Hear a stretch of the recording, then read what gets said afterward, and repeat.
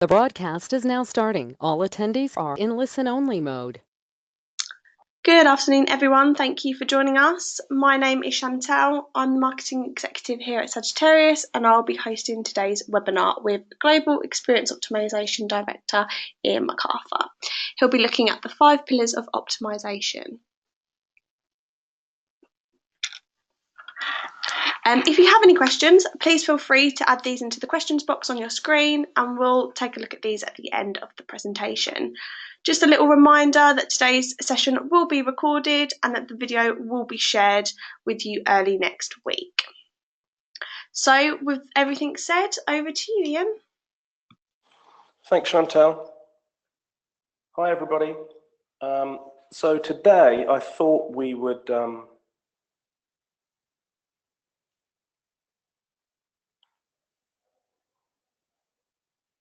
talk a little bit about optimization. Sorry, there was a slight lag then. We spend a lot of time talking about optimization in general, and some of that is very granular, I think. So I think, debating the confidence levels of statistically robust CRO, ABN tests is not really how we should probably spend our time. So I think this gives us the opportunity to step back a little bit. Often organizations' inability to transform is often because they get stuck in the weeds. So today we're going to rise above all that and go fishing for some sharks. The concept of optimization isn't really very new. It's almost been around since the dawn of time. You can read about how the evolution of early man's hunting tools kind of help us rethink time and distance and speed. And that really was the beginnings of how our use of tools helped optimize our brains. And that's really where it begins. But in the truest sense, really it's around 1870 that the idea of mathematical programming was imagined. And that's kind of how optimization was spoken about in those days. And only in 1960, with the computing and computer programming, did the emergence of what we now understand as modern optimization happen. So it's always been kind of structured around objective, all of the variables and the various constraints that you operate within. But for the purposes of today's webinar, I want to stick to the kind of purest definition and keep things as simple as possible so that we can think creatively about the challenges ahead. So really what we're talking about here is making the best and most effective use of a situation or a resource. Here at Sagittarius, we use this slide quite a lot. And but for today, I want you to kind of focus in on one word on this slide, and that's the word average. You see, the reality is that the spectrum of results that you can get from CRO as a piece of optimization are quite complex and varied. And remember, when we're talking about CRO, we're talking about everything at a kind of a component level. So let's say that could be a purchase or a donate button. We're talking about content level, the images that you choose and the choice of messages. We're talking about a page level, the shape and the hierarchy of the stuff that we see and how it's organized. The journey level, that end-to-end flow through a site, in every kind of turn and click that we make. And then right out at a channel level, so all the way from the initial intent and how the brand is discovered, and right through search and then into retargeting and repeat. But when marketers and technologists or kind of digital practitioners think about optimization, we often jump straight into kind of pure CRO. But, and that could be about forming hypotheses, designing robust tests, or choosing the type of technologies that you want to use. But actually, what's really important is all of the other variables within your business that actually need to be in place and need to be optimized in order for you to make the best use of CRO for your brand. So assuming that you and your agency have got all this kind of stuff right, there's still that huge variation. Some of you are going to see, what actually is a good result, which is full cost recovery. That's 100% return on investment. Whereas others, depending on how organized and optimized you are across your business, will get exponential results. And that's quite a powerful thing. The question is, which one are you going to be? So before we begin, I just want to share my kind of optimization mantra. It's a simple set of universal principles to help you kind of step back and assess everything that crosses your path. So, number one rule is never mistake movement for progress.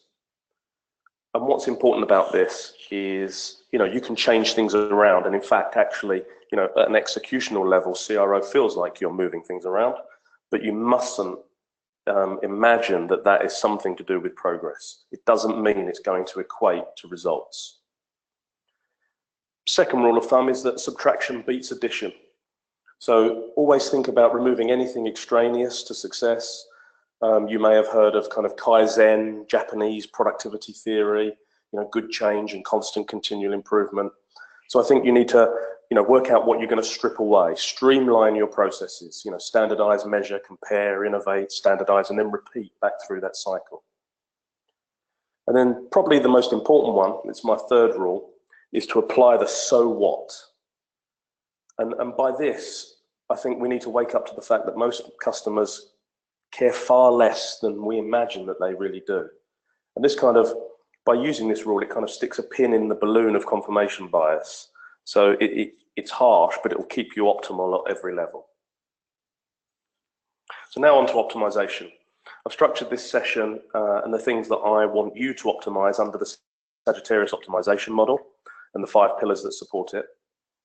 And these kind of represent the major working parts that sit behind world-class customer experience, from kind of building a picture and target people's behavior, through to planning the approach and building a lasting relationship, reaching them, influencing them, and through to serving their needs efficiently and effectively, creating a repeat custom cycle.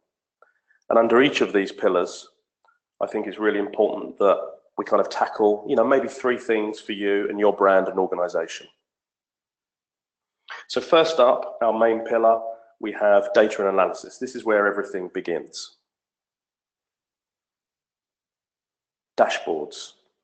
So I've heard countless senior execs demand almost like Bond villain style snapshot of their company's performance. At a corporate level, you may have heard this referred to as things like balanced scorecards. But actually, this isn't very important at all. This is not what you need.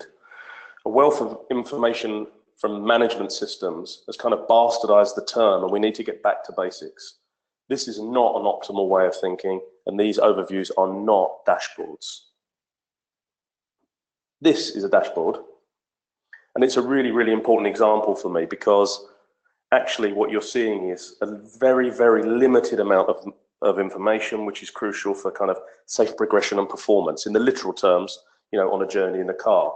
But actually, this is the way that you need to think about dashboards. Only measure what is affected by your direct actions. Distill the metrics. A good example on this would probably be the fuel gauge, where actually, of course, we could talk about, litres and millilitres of fuel. But in this case, the quickest way to give the driver the information is just simply to talk about quarters. You've got full tank, half tank, and that's a different way of thinking about the type of data that we access. It's very, really important. So when you start to create dashboards under your data and analysis pillar, stick to this rule, regardless of the power of the technology that you're using, and that could be Tableau or Power BI. Please resist the complexity. Unless a direct action can affect the change on the dash, then as far as I'm concerned, it's a soft measure, and that should be relegated either down into a report or onto something that I would call almost like a mashboard, which is where you can help kind of discover new insights. On to my next tip. Insights are everywhere. You often hear people talk about this, and in a world of data, we know so much, and it's all just at our fingertips. It's simply not true. Ideas are everywhere, inspiration is everywhere, insights are not. So in a world of kind of data, actually, there's so much information. If you look at this, we filter down through the data, much like an eye handles, visual stimuli. And as that kind of reduction comes down, so does the quality plummet. Even if it can be interpreted, understood as information, recognized as a signal or something important, By the time it's chunked down, we aren't really left with much brilliance. Nobody wants to admit that this is where the hard work begins. But actually, true insights must be insightful. If they don't give you a new outlook and a tangible advantage, then it's simply more noise.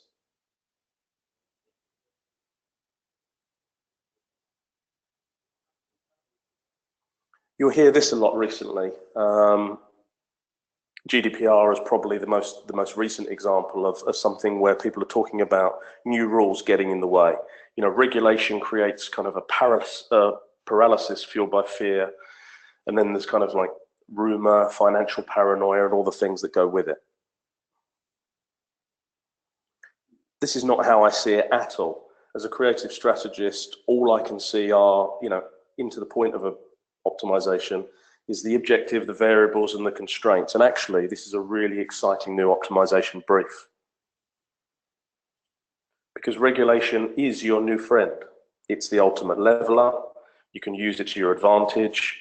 And in fact, it's actually a really good qualifier. If you think about, you know, permissions, you know, you'll have more knowledge about the customer and the choices and the reasons that they engage with you. When it comes to access, you know, the flip side of the right to be forgotten is actually a solid opportunity for targeting and personalization. And even in focus, you know, only thinking about the data that you need. You know, we used to talk about the quantity of data and still some people mourning over that because their databases of hemorrhaged contacts. But actually that's giving you a far clearer, cleaner view of who your customers are. And that can only be a good thing. Basically, the authorities have helped you with your kind of optimization journey. Onto our second pillar. This is strategy. What you'll often hear is that our business objectives are the priority. You know, we're here to grow, we're here to make money, we're here to sell widgets, all of that type of stuff. The reality is that you are only here because your customers want you to be, for now. And they're in control, and you need to put them first from a strategic point of view. Steve Jobs often talked about putting the customer first, but seriously, it's really important that you understand that you don't have a business without them. You know, we've got recent examples of this. You know, if we went and asked Toys R Us or Maplin or House of Fraser how they thought about their customers, the reality is that they misread the situation and they didn't progress with a strategy that put their customer first. So you could kind of think about this when it comes to all of your business challenges. I've had the honor of working with some of the world's most effective charities, and they have the opposite of this kind of corporate culture. They purely exist to aid their beneficiaries. So really their ultimate goal is to solve the problem forever and put themselves out of business. This is pure customer focus, and it probably leads some of those organizations to do the bravest work. So I think that's a really important idea to embrace as you move things forward. But I'd put a kind of a warning on this. Organizations and brands have an infinite ability to kind of look inward at themselves, and don't underestimate the gravitational pull away from a customer first culture. So it's something that you should kind of try and instill and then hang on to as hard as you can. I think this is often the case where we're drawn into execution and tactics and speed, and you often get to hear that strategic thinking is slow. You know, navel gazing won't get us where we need to be. And for me, this is a simple kind of tortoise and hare story, really, and it's played out every day in business and indeed on the stock markets. I've worked with some successful brands, and they've all had pretty flawless strategies, all different but brilliant in their own ways. And the companies beaten by them at every turn have almost no strategy in place. So really, it's quite easy for me to compare from my experience. If you take an example like Nokia, they pretty much ruled the world with their agile approach. They were constantly iterating. It was tactic after tactic, and they were evolving a range of what we now know as dumb phones. But two other businesses looked at that and their approach and kind of looked at the market and spotted a complete lack of strategy from all of the players, including Nokia at the time. One had a strategy to release a single smart model and a plan to influence user behavior, which is quite bold and arrogant, but it's a very, very succinct strategy. And then the second had a strategy to actually wait 8 quarters, that was the plan, observing, and then kind of shadow the first with a kind of comparative technology, but competing hard on price, effectively much cheaper. So within kind of those 4 years that we all observed that, those 2 disruptors completely changed the mobile market and essentially put Nokia out of business. And you may remember this kind of quote that was from the internal email that Stephen Elop sent at the time, who was the Nokia CEO. And it's one of the best emails ever for a CEO telling a company that they've completely got it wrong. But really, you know, the truth is that strategy isn't slow and it isn't boring, and it's actually, you know, a winning way to build lasting value. And because of Nokia's lack of, you know, vision and strategy, ultimately they became toast. So I think what's really important with strategy is making it fast. So actually road mapping, always start with the end in mind. So focus on the end vision, then break it into years, then keep reducing until you have monthly schedules and weekly sprints. And you'll be surprised at how fast it can feel. And what's great about it is that you'll know what success looks like at every turn.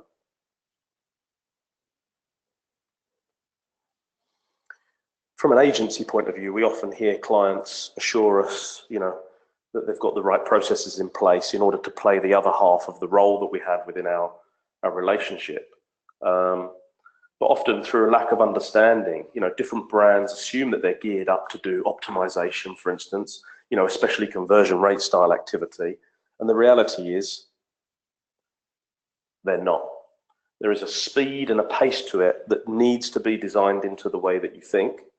It's not particularly difficult, but it's not something that it should be assumed is in place already. There's a kind of a cycle of testing and learning.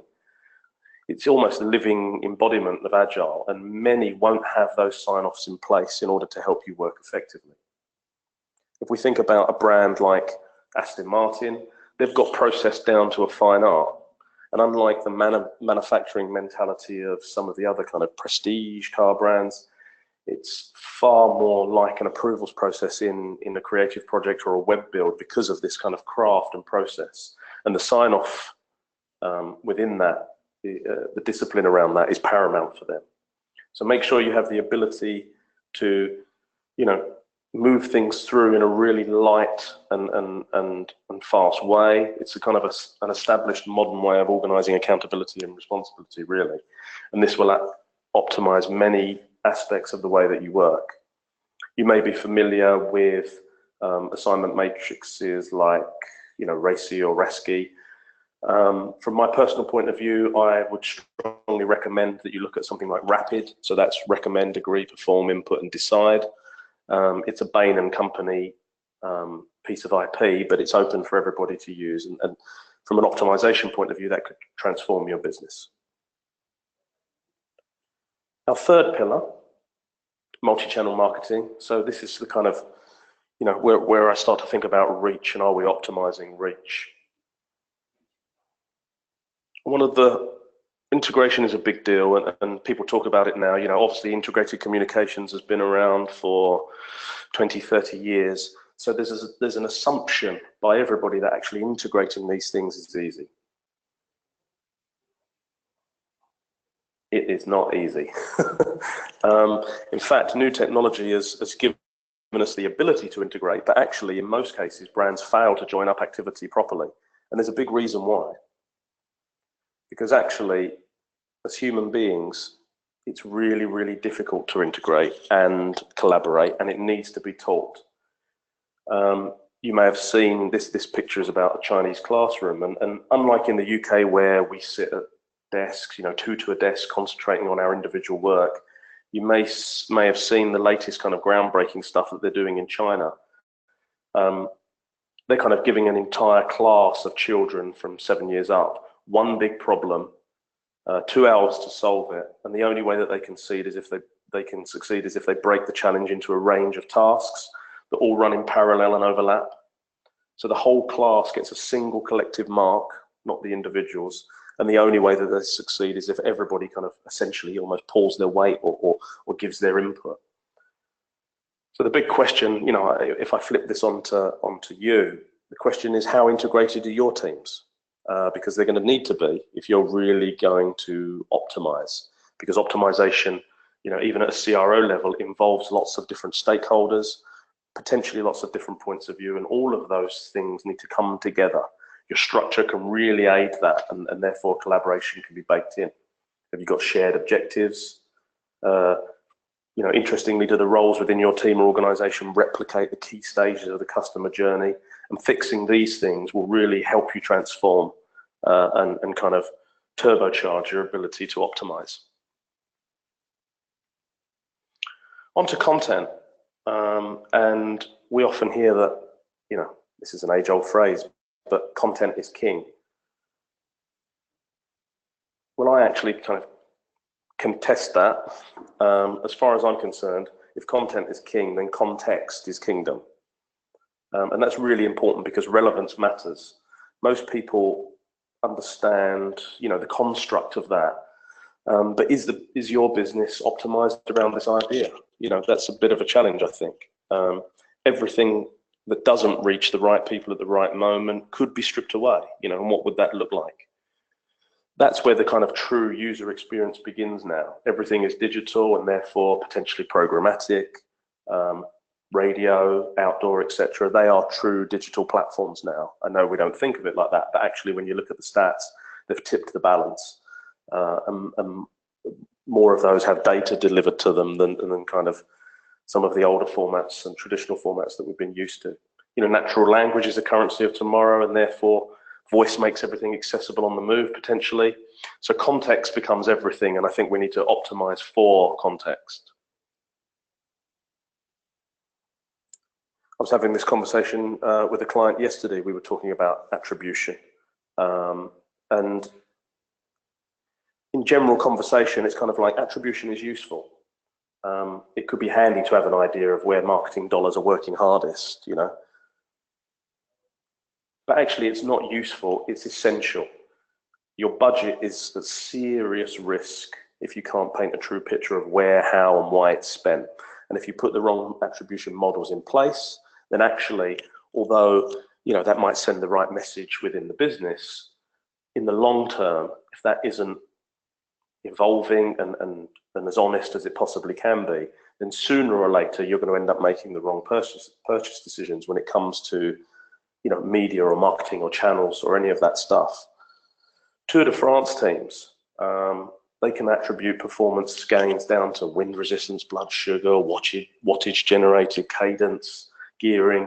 The list is kind of endless, and importantly, how all that stuff connects and is interdependent is the thing that they look at the most. So it's a really joined up attribution model. So how successful would your marketing be, for instance, if you optimized around this? Often people say, yeah, we do attribution. I hear it all the time. But my question would be, are you using the right type or multiple types for your specific type of business? Because it's not kind of a one size fits all. On average, people might talk about last interaction, first interaction, linear, time decay, full path, all the things that you'll know about. But in all seriousness, I think that businesses need to invest in this support, probably from a data scientist, to map the correct techniques and build something bespoke for your specific business.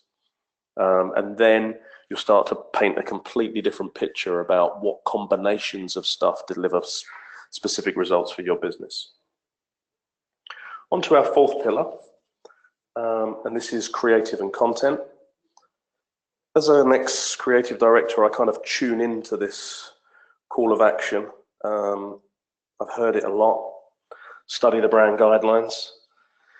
And actually, we hear that they're the Bible that we all need, and we need to know when it comes to understanding the organization that we work in or the organization that we're doing work for, and what they do. But actually, I'm really surprised that this is still an active point of view when it comes to creating content and design work. Someone somewhere in the world is kind of saying this right now, study the brand guidelines. But actually, creative and content can only be inspired by total immersion in a brand. at Sagittarius, we go really, really deep. We buy and use products, we walk the factory floor, we sit in on sales calls, whatever it takes to truly get it, really. And this allows you to produce work that is deeply on brand. So stuff that actually really expresses a brand's position, its purpose, its priorities, and gets away from the idea of branding in terms of, you know, look and feel and some of the more kind of surface stuff. So when you create content, you know, this way into it helps you ask yourself lots of questions. You know, does it further the goals of the brand and amplify its tone? You know, does the content fit within a strategy and a scheduling plan? Does it come up? What does it come after and before in a journey or in a customer relationship? You know, is it narrow enough? Is it for a niche audience? Actually, does it need to be hyper targeted? Is that a requirement of the execution? And all of these considerations will make your creative and your content work harder and almost have optimization built in. Personalization. This is almost a pub conversation. I hear it a lot. People really get spooked out about it. It's creepy.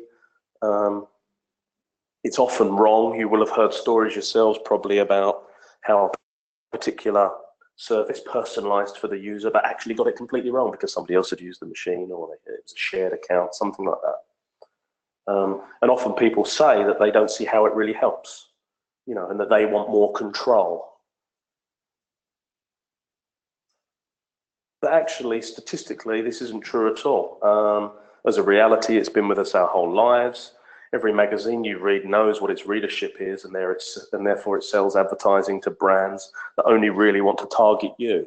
So long before digital even existed, personalization was a really, really important part of all communications. But the truth is, although we anecdotally hear people complain about it, people really love personalization. You know, the stats kind of show that 94% of businesses say it's critical. Those that use it say it's 4 times more effective. On average, across all different business types, it achieves a 20% increase in sales opportunities. For me, and this is probably quite a recent one, I think Netflix is a brilliant example of that kind of one-to-one way of doing personalization through their creative assets. So, you know, it being able to serve you a specific and special film cover execution based on your behavior in order to steer you to watch new content is a really clever thing. You know, we don't get to see that personalization because we're only experiencing it ourselves. But if we all sat in a room with all of our accounts open and all of our televisions open, you'd realize that, you know, the top 10 cinema releases have all been rendered completely differently based on who we are. And for me, that's a really, really nice example, very subtle, of how personalization can be particularly powerful from a business point of view. So we should think about that. And then finally, people kind of get spooked by the creation of content.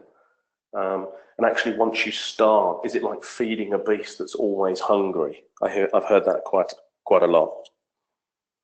And really, this isn't true. You know, nobody should get into producing content for the sake of it. The kind of churn will burn you, essentially. You know, X pieces of content a month, X per week, X per year. And this is almost the attitude of a broadcaster that has a huge audience. And the chances are you as an organization or as a brand, as marketers, it's highly unlikely that you're in that position. It's very rare that your average brand has millions and millions and millions of people consuming its content as opposed to its product. So it's really, really important to keep that in mind. And the best way to do that is, you know, stick to a plan. Make sure you're being strategic and measuring what works and with who. Remember, context is the kingdom. So actually, if it's generic content, then avoid unnecessarily adaptations and changes. You could follow something like what's called the COPE model. So that's create once, promote everywhere. But make sure that the content that you're producing is relationship ready. You know, it potentially could go into remarketing. And you're going to need to know where it appears in that conversation for the first, second, third, fourth time. And actually that can change the way you think about the content that you create. You know, actually design content or write content that can be seen 6+ times, because 6 is still the magic number, you know, in terms of sales techniques and TV spots and display ads. That's the number of times that any user needs to see something before they get the message. So stick to that kind of mentality when it comes to creating content. And on to our last pillar, and this is around user experience, that kind of wraps up a lot of that. And this includes obviously the user interface. I hear a lot that, you know, Amazon have got it right. They're probably the most used example of, you know, greatness, as it were. But actually, you know, they rule the world when it comes to e-commerce. But should you follow their lead? Make no mistake, Amazon only do what is right for them. And even if you kind of look into their brand message and their logo on the page in front of you, you've got to remember that, you know, A to Z, that's what that logo means. They are the A to Z of everything. They sell everything. So unless you sell everything, then you probably should forget what they do. I think it's really important to ignore role models. Your UX is a place where your values and your messages and your product and your service all blend together. So it's really important that you do what's right for you.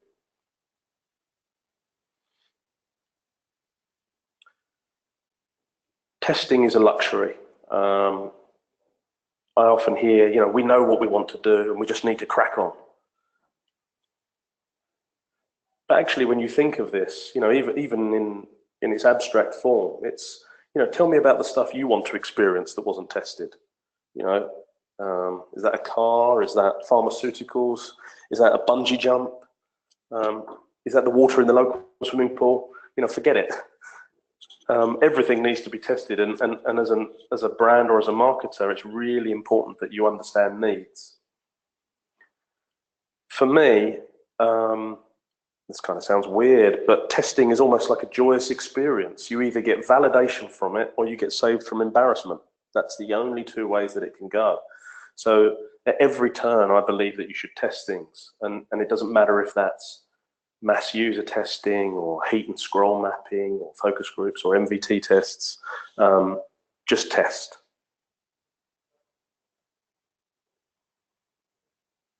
In recent years, we've heard a lot about the look and feel of stuff. As technology has advanced, the ability to render quite beautiful things has come on leaps of bounds.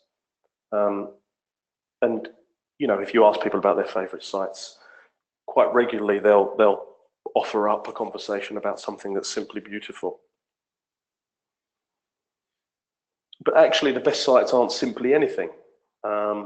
They can look absolutely amazing, but generally they're the kind of the ultimate embodiment of how optimal form and optimal function come together in total synergy. If you take something like the Apple site, for example, as far as I'm concerned, it's a class act, but it's not about the obvious beauty at all. They have what I describe as a funnel mind. They keep the customer objective front and center at all times. So as you kind of go through that zero moment of truth, first moment of truth, second moment of truth, it's about how quickly they can take you from desire and then through important information and choice and then into that kind of sales closure with almost no effort. It's very easy to buy things off Apple, and it's not because the site is beautiful, it's because it's useful. And I think that ethos as well could really help your kind of purist CRO work deliver far more for your business. So that's a kind of a quick tour through some of the big chunky things that I think there's the opportunity to optimize that sit underneath what you might regard as your pure optimization activity. So in summary, we've covered the 5 pillars and 5 big opportunities. So that kind of equals 18 things to optimize. Now, it may well be that 17 of those things you've got on lockdown, and I think that's brilliant. In which case, that's going to make life very easy, and you'll know what's the one thing that you need to actually focus on. That's brilliant. So we've gone through the 5 pillars of optimization. Under data analysis, we talked about dashboards, insight that's insightful. Regulation needs to be your friend. Under strategy, we focused on customer first. Thinking about strategy wins, don't let anybody talk you out of that, and really optimize those sign-off processes.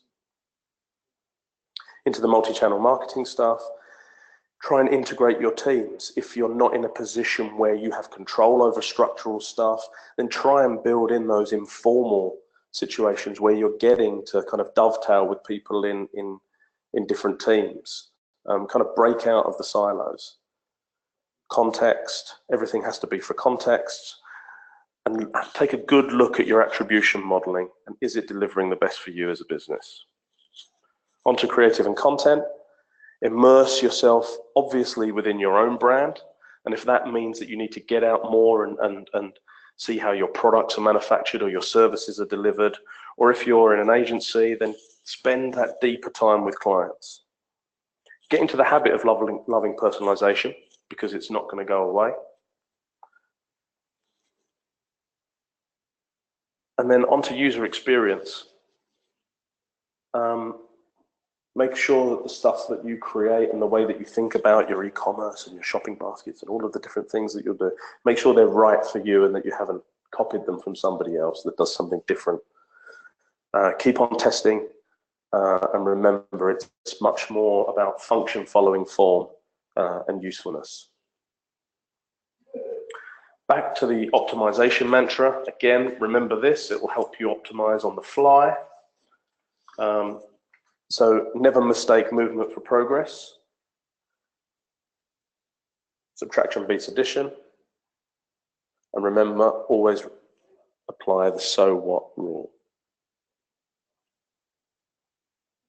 Just one final thought.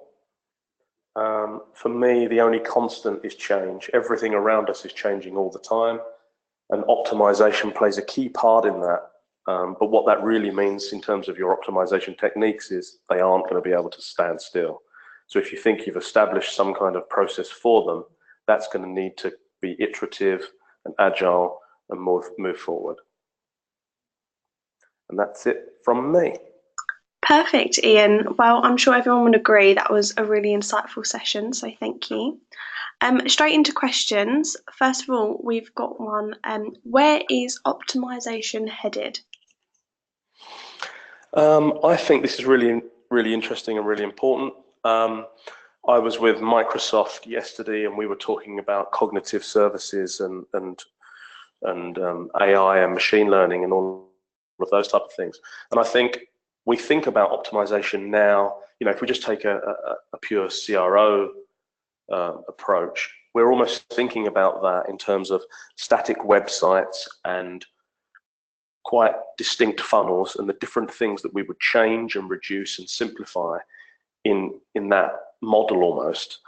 But I think if you think about, actually you step back from that and think about, okay, so what is the voice interface? Is everything that I need through to the purchase funnel going to be a conversation and isn't about a kind of a destination on screen, a shop front? Then that changes how you think about optimization. Optimizing conversations is a different thing. So I think we kind of need to think about it in its most abstract form, really. And so although we're kind of establishing new stuff all the time, actually I think it's going to change really quickly. And that's really, really exciting. But we need to make sure that we have that attribution in place. We need to make sure that we've got those measurements, the right dashboards, all of that stuff that I've been through. And that will stand us in good stead. If you kind of build those foundations, then that gives you the freedom to, for the industry or customer to kind of move in different directions and at different pace. And provided the foundations are in place, in theory, you'll be able to keep up with them.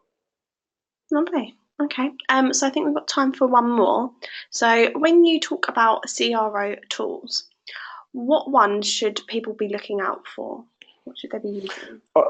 I think if you're new to optimization, then that may be, low-level free stuff, almost like, Google tools, optimize type stuff.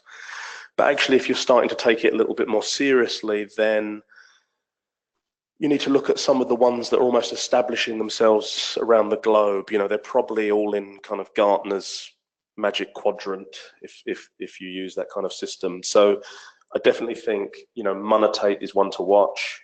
I think that's a brilliant system. VWO has been established for a number of years and still remains to be quite successful. One of the up and coming ones is AB Tasty, and that's quite dominant in Europe, in fact.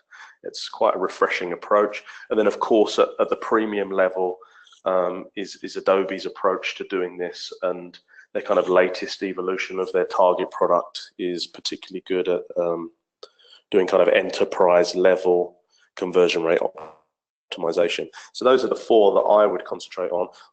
Obviously, there are a lot more, and you have to kind of think about that from your own business point of view. But definitely, those kind of four brands probably cover 80% of the CRO activity across the world, from all of the brands that you know, all of the supermarkets, with the shoe manufacturers, etc. So I would definitely kind of steer yourself towards those. Lovely. Right, well, that's everything we have time for today. So thank you to everyone that has joined. Thank you for your time. I'll be sending out the recording of the webinar later next week.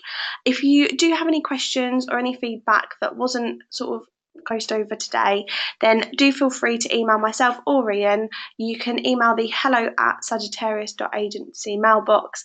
I take care of that and I can sort that out for you.